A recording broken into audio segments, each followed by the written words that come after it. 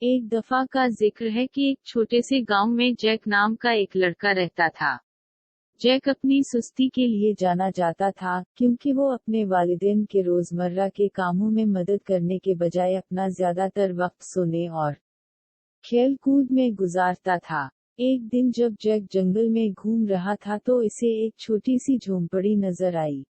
یہ جھونپڑی ایک بوڑھی عورت کی تھی جو گاؤں میں ایک مہربان اور سخی عورت کے طور پر جانی جاتی تھی۔ جیک نے اس سے کچھ کھانے اور پناہ مانگنے کا فیصلہ کیا۔ بوڑھی عورت نے کھلے بازوؤں سے جیک کا استقبال کیا اور اسے کچھ کھانے اور رہنے کی جگہ پیش کی۔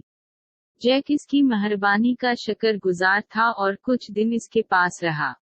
اپنے قیام کے دوران، جیک نے دیکھا کہ بوڑھی خاتون صبح سویرے اٹھتی تھی اور اپنے باغ کی دیکھ بھال اور اپنے گھر کی دیکھ بھال کے لیے سارا دن محنت کرتی تھی۔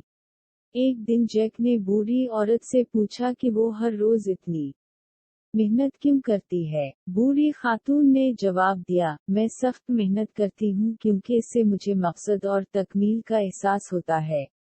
اپنی محنت کے نتائج دیکھ کر اور یہ جان کر مجھے اچھا لگتا ہے کہ میں اپنے طریقے سے دنیا میں اپنا حصہ ڈال رہی ہوں۔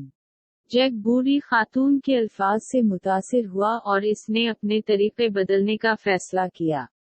اس نے صبح سویرے اٹھنا شروع کر دیا اور اپنے والدین کی روزمرہ کے کاموں میں مدد کرنے کے لیے سخت محنت کی۔ وہ گھر کی صفائی کرتا، باغ کی دیکھ بھال کرتا اور جانوروں کی مدد کرتا۔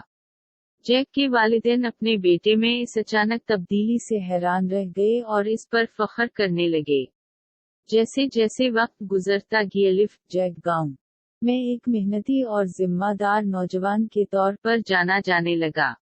وہ ہر ضرورت مند کی مدد کرتا تھا اور ہمیشہ مثبت رویہ رکھتا تھا۔ بوڑھی عورت کو جیک پر فخر تھا اور اس میں تبدیلی دیکھ کر خوشی ہوئی۔ کہانی کا اخلاق یہ ہے کہ محنت اور لگن زندگی میں اہم اقدار ہیں۔